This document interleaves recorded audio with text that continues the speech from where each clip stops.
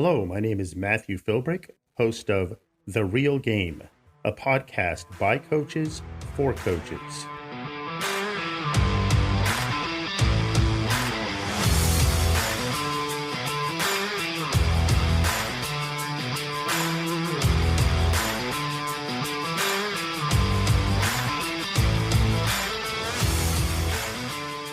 Welcome to this episode of The Real Game. Today, I'm coming to you from beautiful Myrtle Beach, South Carolina, where at some point I hope to get out on the beach, and it's actually not too beautiful today. It's raining and pretty miserable, but we'll see what tomorrow brings. I want to talk today about something that I'm confident every coach at every level in the country, or probably even in the world, will be faced with, not just once in a while, but regularly as time goes on. I was thinking the other day as I was traveling around a little bit, I used to love to watch sports on TV. I remember growing up as a kid, used to watch a lot of NBA basketball just because basketball was my thing. The younger generation really won't understand this probably because you weren't really around to see the differences that much. But when I think back to how the NBA, specifically, I'll pick on them for now. We could probably talk about any professional sport, honestly, at this point. But the NBA used to be how the NBA used to be when I was a kid, and I'm talking about the era of like Larry Bird and Dr. J, Charles Barkley, Michael Jordan, David Robinson, these guys, and compare it to now. I'll call today's era the LeBron era. And the differences to me are stark. Like we could probably go on and on about the differences between the era then and the era that we're in now, this generation. And the older generation of NBA basketball player was characterized by hard work, practice, gritty in the trenches kind of players. And today's generation of basketball players, and just athlete in general probably, is characterized by more of a soft, to me anyways, again, this is all just my opinion, all right? But a soft, kind of whiny, spoiled, opinionated players, otherwise known as entitled athletes. You might disagree with me. If you do, that's fine. You're welcome to your opinion. And it might not be a popular opinion, but I think if I talk to 25 other guys that or girls that grew up when I did and watched that time of sports in that era, that most of them would probably agree with me that they see those differences. Today, I want to peel back the layers of that onion a little bit and talk about entitlement in athletes, and specifically young athletes like high school and below, because I think that's where it all starts. And let me add that I know not all athletes are entitled. Like right now, I'm coaching a great group of guys. None of them I feel come and bring any of this type of attitude to our game or to our team. So it's not everybody. So I just want to add that disclaimer there. Okay. It's not everybody. So the comments that we make on here today aren't inclusive of every single athlete in the world, just to be clear. Coaches, I feel like have a unique opportunity to be part of the solution here and not be continuing to add to this problem, regardless of what kids may be learning in other areas of their lives, whether it's at home or the internet or at school, social media, whatever. Coaches have the opportunity to break that cycle and teach young athletes that they have to earn everything that they get and nothing is going to be handed to them on a silver platter. They don't get special privilege because of who they are or who their parents are or whatever. All right. It's all about hard work, and it's all about teaching them that work pays off. Hard work pays off. Practice pays off. I got on the internet, which is a great tool if used correctly. And I looked up the meaning to the word entitlement from dictionary.com, and this is what it says. The belief that one is inherently deserving of privileges or special treatment. And I kid you not, I couldn't believe it. You can actually go on Google and type in entitlement syndrome, and a definition from WebMD is the first result that pops up, and this is what it says. The entitlement mentality is defined as a sense of deservingness or being owed a favor when little or nothing has been done to deserve special treatment. It's the you owe me attitude, is exactly what it says. So apparently, apparently entitlement syndrome is a real thing. So as I was beginning to pull my thoughts together for this episode, again, I went online, I did a little bit of research, and I just typed in entitled athletes, and a couple articles came up. The first two that came up, number one, How to Crush a Culture of Entitlement by Jeff Jansen of Jansen Sports Leadership Center. Jeff provides a ton of resources for coaches, players, athletic directors, etc. I went on his website. I checked it out. It's legit. If you want to check it out, I think there's a lot of things that you'd find valuable there as a coach or an AD, even as a parent, maybe of an athlete. So Jeff does a great job there. The second article that popped up was 5 Ways to Prevent Entitlement in Youth Sport. And I thought, wow, that's really good. I need to check that one out as well. And I have the author of that article with me today, Kevin. Kevin, can you pronounce your last name for us? Because I certainly don't want to slaughter it and do you an injustice. Sure, Matt. It's Brylski. Brylski. All right. So Kevin Brylski. Kevin is the leadership director for the Wisconsin Juniors Volleyball Club, which is a member of the Junior Volleyball Association. I reached out to Jeff and Kevin both. They were both fine with me referring to these articles in my podcast. And Kevin was kind enough to join us here today. So I'm going to be including him in this discussion. Kevin, thanks for coming on today. I really appreciate it. I'd love for you to tell us a little bit about yourself and your journey, whether it's as a coach or and kind of what your involvement in sports has been and how it brought you to where you're at now. Yeah. First, Matt, thanks for having me on. I spent 20 years in the military. I retired as a Master Chief in 2010 and did a little short stint in the corporate world. And I just really missed the opportunity to have a positive effect on athletes' lives on a daily basis. At that point, my daughter was about 14, and we were looking for some volleyball clubs. She wanted to start playing volleyball. Consequently, Jim Neve, the owner and creator of Juniors Volleyball Clubs about 2.5 decades ago, called me back, and I've been involved in his organization going on 7 years now. And even though my daughter's moved on to play college ball, I'm still one of the directors for the club, specifically for the topic of this conversation, the leadership director. And we really, when I got involved with juniors volleyball and met with Jim, I knew that we could create a culture and an experience for young athletes. I don't want to say the right way because I would assume they were doing it the wrong way, but a better way. This is part of that. That's fantastic. So, Kevin, it sounds like you're doing great work. It's an honor to meet you, and it's an honor to have you on here today. I really appreciate that. So what we're going to do here is we're going to work through Jeff's article a little bit, and then we're going to end with yours because I'm really interested in the 5 steps that you outline here. I think it can be some valuable information for coaches. So I'm just going to read some portions of Jeff's article first. The title of his is How to Crush a Culture of Entitlement. So he says, do you have some athletes who feel a sense of entitlement on your team? Do you have athletes who think they deserve things they really haven't earned?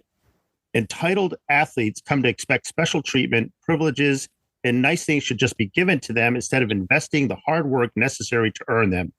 These are athletes who think it's all about them, feel you owe them something, and that you're lucky enough to have them on the team and should be treated as such. So I can honestly say in my years of coaching, I've only had a handful of entitled kids on my teams. If you haven't yet, anybody that's listening to this, if you're a coach, whether you're just starting out or you've coached for a long time, you will. There's no doubt in my mind, you will. Whether it's 1 or 2 or a dozen, maybe depends on where you coach or what age groups you're coaching. One kid in particular stands out in my mind to me. Now, everyone that knows me is going to be like, hey, Matt, who was that? Who were you talking about? That's besides the point. I'm not going to name any names for obvious reasons. But this kid straight up told me, Coach, you need me to win. I proved him otherwise, and I proved his parents otherwise who were part of the problem. But I give that example just to say there are actually kids out there that think that you as coaches need them to win, and that because of that, they deserve special treatment or they can act however they want and still get playing time. And that, as coaches, that just can't be the case.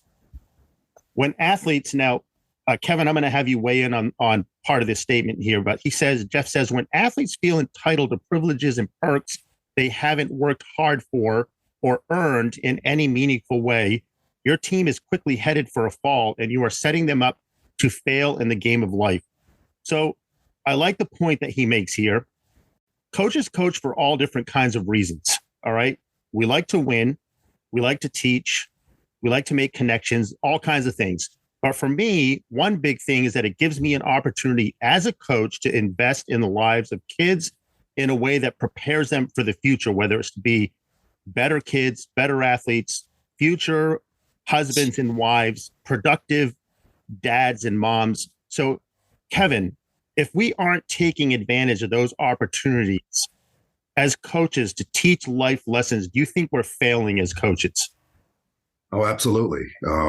Absolutely. You know, in the bigger context of life, you know, no matter what age young athletes start a particular sport, really, we as coaches, we should remember that they may be good enough. They may be the 6% or 5% that goes on to the next level and plays.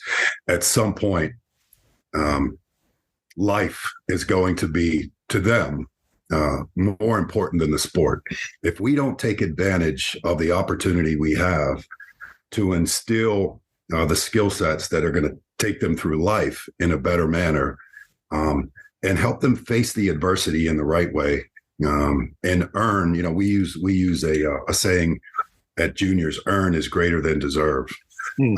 We truly don't believe that you deserve anything when you walk into the door. So yeah, it should be, you know, you should coach on a macro scale, if I could say, you know, not on the micro scale. We're not talking about play after play. It has to be a macro view of what our purpose is on the sideline of whichever sport we're involved with. Yeah, absolutely. Those are great comments. I agree with you 100%. And we're truly, I feel like, missing out on an opportunity if all we do is focus on the here and now. So that's great. So let's look through a few of Jeff's points here. Number one, don't reward mere participation. We definitely live in the age of participation. I don't feel like there's anything wrong with handing out a certificate at the end of the season and saying, hey, whatever your name happens to be, Johnny or Susie, here's a certificate that says you played on this team and good job. And I'm not opposed to that. But he says, if we want to crush a culture of entitlement, we have to stop rewarding and celebrating mere participation. Showing up is the bare minimum and should be expected, not rewarded. So we need to stop rewarding what's expected. As coaches, we should expect certain things like, and there's a lot, but show up on time, bring good hard work ethic to every practice and game, follow team rules, respect your teammates, be unselfish, you know, all those things, whatever guidelines you have set up as a coach, things that are expected should not necessarily be rewarded. But we live in a culture today, definitely, that, hey, if you show up, you're going to get a trophy. And life just isn't like that. You know, I don't get a pat on the back every time I show up to work. So his next point, don't hand people things they haven't earned. And this kind of plays in with the statement you just made a couple minutes ago, Kevin. Don't hand people things they haven't earned. One thing I tell my team at tryouts every year is that you have to earn a spot on this team, even if you were on the team last year. Just because you were on it last year doesn't mean it will be handed to you this year. Now, we have a better chance. Yeah, absolutely. You know, that's could be part of the reward for the hard work they put in last season, is a better opportunity to make the team the following season, but you still have to work for it. You can't walk into the gym with your nose up in the air and say, hey, I was on this team last year, I'm a shoe-in for this year, because that's just not the way it works. And in youth sport, there's a lot of pressure for parents and their kids to make the team, you know, and from their parents' perspective about playing time and stuff like that. Absolutely not. You're the coach. You set the standard for who makes the team and who gets playing time. Don't hand out spots on your team or playing time based on, you know, anything other than what you deem important, whether it's parent pressure or anything like that, only based on what you deem is important. The next point he makes, don't coddle your athletes. I love this term.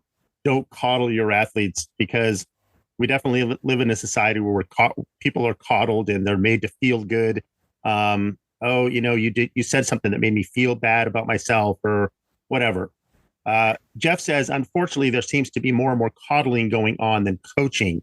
Coddling athletes means giving into their selfish and short-sighted wants and whims rather than setting a sensible standard and holding them accountable to it. Coddling ultimately produces soft, lazy, moody, fragile, excuse-making, entitled athletes because people fail to challenge and confront them. And again, I think that goes back to life lessons. Like when you're an adult, when you get out into the real world, it's likely you're not going to be playing sports anymore. You're going to have to grow up and get a real job, and you're not going to be coddled. You're going to have expectations placed over you. You're going to have to meet up to those expectations, and nobody's going to coax you through that part of your life. So I love what he says there. The next thing, don't allow excuses or double standards. Kevin, you probably hear this all the time on the volleyball court. It shouldn't matter if you're a superstar athlete or you're the last sub off the bench. If they miss your team's standards or break your team's rules, don't let them get away with it by offering excuses. So, Kevin, do you ever hear excuses from athletes? Maybe even your own kids, because I certainly did. Yeah, for sure. And again, you brought up the society in general, and if we just peel back the onion a little bit, we can talk about the schools and having the ability to retake tests that you didn't do so well on. So there's a lot of coddling there, and there's a lot of excuses. At the end of the day, I mean, even in adults, we could be honest with that, Matt. Humanity is sometimes, they would rather have an excuse than a solution. But I think that it's more rampant, as you mentioned earlier, in today's sports and quite frankly society than it's ever been. Yeah, definitely, and I think that provides coaches with an even greater challenge and greater responsibility. The last point he makes here in his article is, and then we're going to get on to yours, is don't allow ungratefulness. A final way to combat entitlement is make sure your athletes regularly recognize and sincerely appreciate all the people who contribute to your program. And Kevin, you know this probably more than anybody. If you're going to run a program, a successful one, it takes a lot of people. It takes a lot of help. And it's important, I think, for your athletes to understand this doesn't happen on its own. Like, they're not the reason this is happening. All right. It's important for them to take time to appreciate their coaches, scorekeepers, book people, janitors, concessions people, boosters, whoever, anybody that's involved. Make sure they know that everyone is a part of the process that lends to their success. Such a great point. All right, Kevin, in your article, 5 ways to prevent entitlement youth in sports, it says entitlement is unfortunately becoming more prevalent in youth sports today, and we have no one to blame but ourselves. What exactly is entitlement? Easily put, it's the feeling of having the right to something. In the world of sports, it is often used in the context of athletes feeling as if they deserve certain consideration, regardless of preparation or effort. And then you have some examples listed here. And we've kind of waded through some of those things, but I'd like to go through those 5 things with you lastly today. I think they're great. I think you've done a good job at summarizing how to prevent this in youth sports. The first thing you list, Kevin, is honesty. Be honest with athletes as well as parents. How important is this, Kevin? No, it's ultimately important. I feel that, and through experience, coaches will get their athletes, 6 to 8 hours a week for practice, tournaments on weekends here and there. But at the end of the day, everybody has to be honest with their athletes, and that too, it hits home. That's got to be mom, dad, grandma, grandpa, Uncle Bernie and Aunt Susie. Everybody has to be honest and really set realistic expectations. You talk about setting goals, and we're all familiar with the acronym SMART goals. And not every athlete's going to end up, at the D1 level. You have to be honest, and you got to be honest. And sometimes it stings. It stings us when people are honest with us as adults. But that's the first step. Yeah, you at the end of that, you said they need truth, they need reality, and I agree 100% with that. I would take it a step further, and I think you used the word expectations. As a coach, I know that one thing that is so important to me is setting expectations early on with the athletes and the parents. Like, hey, here's what your role is going to be. Here's what you can expect throughout the season. Here's what I expect of you as a player and how you fit in. So setting expectations and being honest about their abilities and what their production is on the team is super important. And it helps avoid, I think, bitterness and anger maybe later on in the athletes if they don't think things are going their way. Discipline is the next point, Kevin. Reprimand in private. Nobody wants to be embarrassed in front of teammates or friends. Schedule a meeting with family to address behavioral signs of entitlement. I agree with this 100%. And I will say I don't always control myself to a point where I don't speak out in front of other athletes or during a game and perhaps make an athlete feel small or, like he's a failure. And that's on me as a coach. Like there have been times when I've had to go back to athletes and say, hey, I shouldn't have dealt with this in public the way that I did. How important is it, Kevin, to do this stuff in private in a setting where, it's controlled and the athlete isn't going to feel embarrassed in front of his peers? Yeah, Matt. And I think maybe in the context that you're speaking of, that's the heat of the moment coaching opportunity that may have, just got off track a little bit. Everybody, I tell our coaches, don't, you can coach with emotion, just don't be emotional. There's a big difference there. Listen, and we practice it in any world, in the corporate world, any job. I fulfill a position inside of our club, and we've got 1,200 athletes in our club. It's a monstrous task. The position is called parent coach liaison. And when there are discipline issues that arise, be it a coach, a player, a parent, I mediate that, and we always find the right solution. At the end of the day, that's what we expect. Nobody wants to be embarrassed in front of their peers. We don't, and they don't. And this is an experience for them, a once in a lifetime experience that we have an opportunity to provide the best experience. So we definitely don't want them to feel embarrassed or, shunned, because if the coach starts to do it, that'll catch fire, and then the players start to do it to each other. Yeah, no, that's a great point. And so much of that trickles down from the coach to the players. That attitude, whatever the attitude the coach puts off, is going to be contagious to the players. And that's a great point. Your next point is consistency. I love this. Treat everyone fairly with the same expectations. The most gifted athlete should not be coddled or pampered. It is an even playing field for every athlete, and they should all be held to the same standards. I couldn't agree with this more, Kevin. There are times when I think as coaches, we might be tempted to give a pass to, the great athlete or the starter or the 1,000-point scorer or whatever, and maybe be harder on the kid that sits the bench or the kid that, is given all he's got, but it doesn't seem like quite enough. Or how important is it for us to just be consistent with everybody? Yeah, it's just fair play. That's what we encourage. We want the great athletes, and we also want the ones that are going to fill those roles of that have the grit. Everybody should have it. Some things are going to come easier for the better tuned athletes. At the end of the day, if it's not fair from the coach, it's not going to be fair on the field or on the court. So that's really, if we talk about things at a macro level, when you get to a job, there's going to be overachievers. There's going to be prime performers.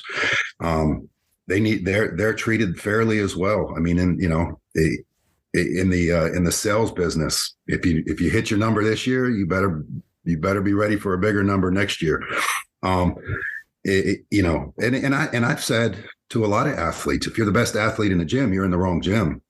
So if you expect any special treatment in our gym, you're just not going to get it, because everybody's important. Everybody's important. That's why it's called team sports. So yeah, consistency across the board should be one of the expectations. Awesome. Inspiration. Inspired is the antithesis of entitled. Want to motivate athletes to excel and reach the next level? Inspire them to do so. Inspired athletes show no sign of entitlement.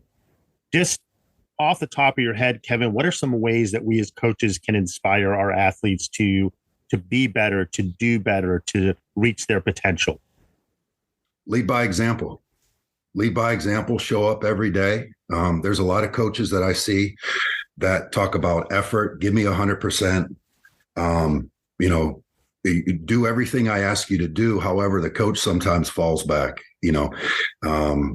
If set higher goals, set higher standards. There's a way to inspire everybody, and sometimes there's going to be a difference of inspiration to that top level athlete. If they're at an 8, you want to get them to a 10. There's a different level of inspiration that needs to come to get him to the 10. If somebody's at a 4 and you need to get him at a 6, we don't want to, over challenge them. We want to challenge them accordingly so they can hit their goals and inspire them to be, I don't want to sound cliche here, but the best version of themselves. That's really what we're looking for, because not everybody is going to, be at the same athletic level, but you can control the controllables when the minute you walk into that gym, and we should be inspiring athletes at every level to do that. Yeah, those are great thoughts and great comments. I love how you referred to us coaches setting the standard, us coaches being the example. They're looking at us from little kids all the way up through high school, college, whatever. They're looking to their coaches to set that standard and to draw that inspiration from them. So great point. The last thing on here is set a standard. Coaches, mentors, teachers have the undivided attention of a team more than anyone else in athletes' lives. So take advantage of that.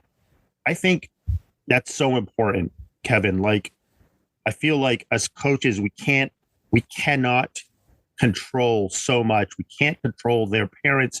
We can't control their home life. We can't control a lot of their lives, but we ought to be able to control what we can control when they're in our sphere, when they aren't in our world, doing what we can do to break this cycle of entitlement and setting a high standard and giving them the best chance to do that. And you go on to say, athletes will one day have the enormous responsibility of being productive members of their own society. It's going to be more difficult than most think. Sports is a great way for us to prepare young athletes for life. The lessons inside of competition are irreplaceable. Create a winning culture of unentitlement on your team. Firmly encourage parents to buy in and work together to develop youth athletes who are inspired and unentitled. And I love the word you use here, buy in. Getting parents and athletes to buy in to your system, to buy in to you as a coach. And I'll let you confirm this, but I have discovered that as a coach, if I can get them to buy into what I'm doing, they'll do anything for you. And they will work hard for you. They'll show up every day for you. They'll put it all on the line for you when they need to. And has that been your experience as well, Kevin? Absolutely, Matt. And I made mention of everybody involved in that experience for the athlete today. Coaches, mentors, teachers, parents, we have to all have the buy-in. A couple of years ago, we had the tragic loss of Kobe Bryant. We got all of our gym together, and I felt it important to talk to the athletes about one word that brings us into that gym every time we come there, and it has to be the resounding, motivating factor that drives our culture, whether it's success, challenges, adversity, and it's simply the word love. I tell the coaches all the time, I tell everybody that, that when we get in that gym, we have to love what we do. Coaching is really the, one of the things that we have in our lives that when you look back, you leave a legacy. And when you leave that legacy, you want it to be the best one you possibly could possibly create. And we talk about the experience. it's just important to get that buy-in from everybody. And we often, talk about the investment that the parents also make. It's an investment, time, monetarily. So we support all of that. And it really, once you put it all in the ingredient to develop your culture, it really works well. Yeah, absolutely. And I think the information that you shared in your article is invaluable. It's a great step in the right direction for coaches to nip this thing in the bud before it becomes an issue. And I appreciate what you're doing, Kevin. I appreciate having you on the show on this episode. Keep up the good work, and thank you for investing in the lives of athletes, and thank you for what you're doing out there in the world of sports. Matt, thanks for the opportunity. I look forward to following you from here on out, and thanks for considering me for your show. I hope you enjoyed today's episode of The Real Game. I'd like to leave you today with a quote by Samuel James Ewing, who was a professional baseball player for the Chicago White Sox and the Toronto Blue Jays. And the quote is this: "Hard work spotlights the character of people. Some turn up their sleeves, some turn up their noses, and some don't turn up at all. So good luck, coaches, and coach on."